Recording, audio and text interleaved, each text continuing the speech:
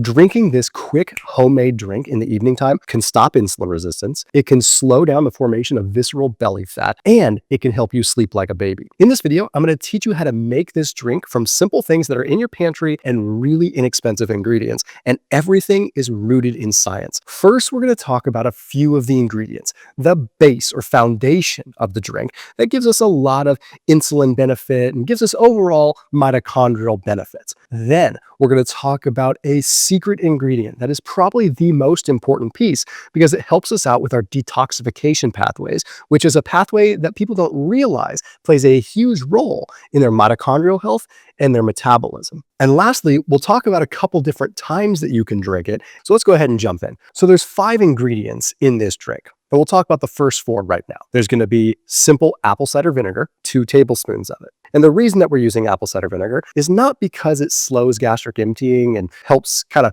keep you satiated. It does that too, but the acetic acid that is in vinegar can actually turn into something called acetate in our body.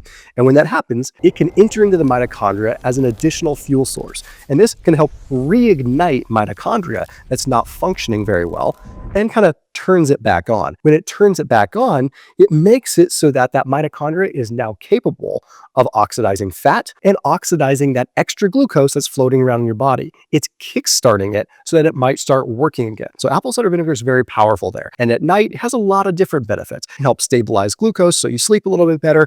We can go on and talk more about apple cider vinegar, but I want to talk about some of these other ingredients. The next one, just a small teaspoon of Manuka honey. I mean a teaspoon, not enough to really skyrocket carbohydrate content at all. And this sounds so counterintuitive and just backwards when you're dealing with insulin resistance. But honey has a couple of interesting ingredients. For one, the sugar is something called trehalose, and trehalose actually has an anti-diabetic effect. It can actually help glucose get into the cell. But more importantly, it's the polyphenols and the antioxidants in the honey. So this does a couple of things. For one, it can reduce the oxidative stress in the body. When you reduce the oxidative stress in the body, you put yourself in a lower inflammation state. Insulin resistance is much more about inflammation than anything else. So if we are doing the things to reduce oxidative stress and modulate inflammation, then we can put ourselves in a prime spot. But the trick is just using a tiny, tiny bit. Now, the other thing that's really interesting that people don't realize is honey can coat your throat a little bit. A lot of people deal with something called silent reflux, and they don't even realize it's a problem. Silent reflux can make you cough at night. It can wake you up with sort of this almost like sensation in your throat, like you have to clear your throat. You don't even realize that it's waking you up, but it can be problematic. And the viscous nature of Manuka honey can actually help coat the throat. Not to mention there's something called MGO content in good quality Manuka honey that has a potential antimicrobial effect within your throat as well that can help a ton. I put a link down below for a company called Manukora. That's the Manuka honey that I use. The reason I like it is you can scan their bottle, the jug, and it has a QR code and it tells you exactly when it was harvested, where it was harvested from. You know everything about that particular batch. Manukora honey is harvested deep in the forests of New Zealand from the tea trees the way that it should be. So it has the highest possible MGO count. So that link down below actually gets you 31% off a starter kit. So that gets you an 850 MGO tub of Manuka honey. This will last you a long time with this drink. And then it also comes with travel stick packs, 5 of them, a wooden spoon, and a guide on how to use it. So the interesting thing with Manuka honey is you only need a tiny bit. It's not like regular honey. You're getting the benefit with a teaspoon or 2, small amounts. Okay, so for this drink, I'm literally only recommending 1 to 2 teaspoons. So that link is down below. Again, 31% off plus $25 worth of free gifts. So down below underneath this video. Now, the cool thing is we're also adding a half a teaspoon to 1 teaspoon of cinnamon to this drink. The reason that this is important is cinnamon is an insulin mimetic. So you know how we have a tiny bit of honey in this drink? The reason that we're adding a little bit of cinnamon is the insulin mimetic is going to make it so that that honey doesn't spike your glucose as much. You're going to actually improve the insulin response because cinnamon mimics insulin. Therefore, the glucose can get into the cell better. And you're having this modulation effect that not only helps you sleep because your glucose is more stable, but again, it helps the glucose get into the mitochondria. If the glucose can get into the mitochondria, it can relearn how to use the glucose again. And what does this do for you? It makes it so you can start eating some carbs and train your body to use them and not just feel foggy all the time. But we also have to add something that trains the body to be glucose sensitive. And there's polyphenols in just a little squirt of lemon juice. So far we have apple cider vinegar, we have cinnamon, we have a little bit of honey, and we have a little bit of lemon juice. Okay, but what is this missing secret ingredient that I was talking about? This one has a lot of evidence behind it, particularly with detoxification pathways. And this one is glycine. So the second part of this video is this ingredient, glycine.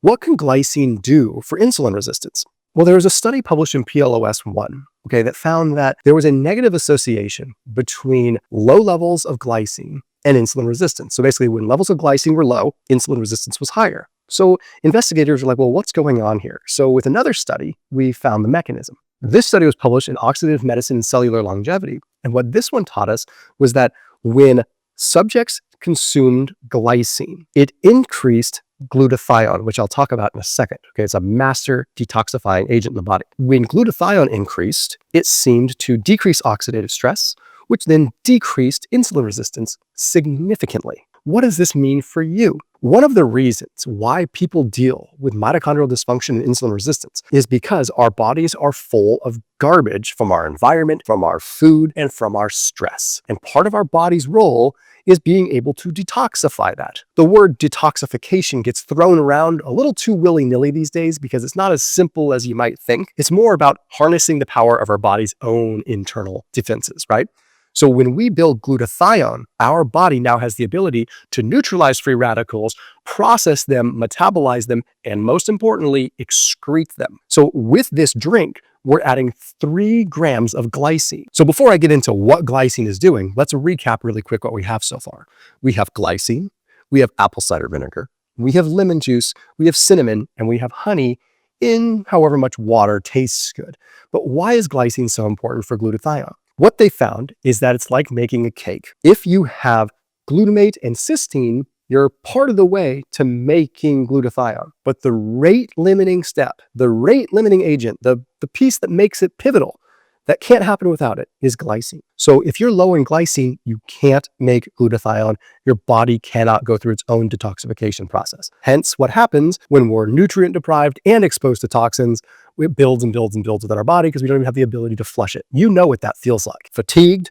Exercise makes you more fatigued rather than energizing you. Food just goes straight to storage rather than giving you energy. You can't sleep well, and you have no resilience. That's what that feels like. Not to mention all the skin manifestations and things like that. Poor oily skin, acne, whatever might come from just that. Maybe not smelling so good. But there's interesting benefits with glycine in sleep too. Studies are showing that 3 grams of glycine improves deep sleep. Most importantly, improves how many times people wake up. People don't even wake up as much to pee with glycine because it can calm the bladder signals to the brain. It's a calming amino acid, and it also acts as a neurotransmitter, helping us feel calmer. It's very, very important there. Now, the third part of this video is different times that you can actually use this, because we can make a couple simple swaps that change everything with this drink. The base of it is great with these 5 ingredients in water. Glycine also acts as a sweetener, so it tastes perfectly sweet. But if you have it in the morning, is it going to make you sleepy? Not necessarily, because glycine doesn't make you sleepy. It makes you relaxed. But if you wanted to swap out glycine with collagen, you would get some benefits of glycine because there's glycine in collagen, but you'd also get connective tissue protein synthesis. So if you wanted to make this a morning drink, it actually turns into a little bit of a fat loss, kind of tendon and muscular support cocktail.